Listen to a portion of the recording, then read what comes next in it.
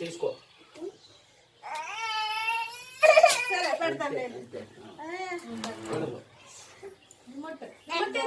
ఏంటమ్మా ఏమంటుంది అమ్మా?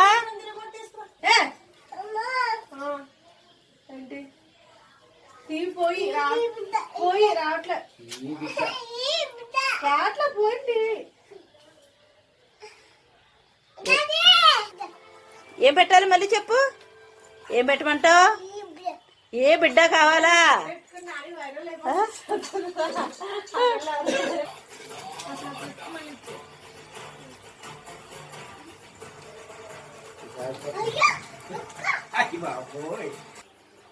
అక్క ఏం చేయాలి?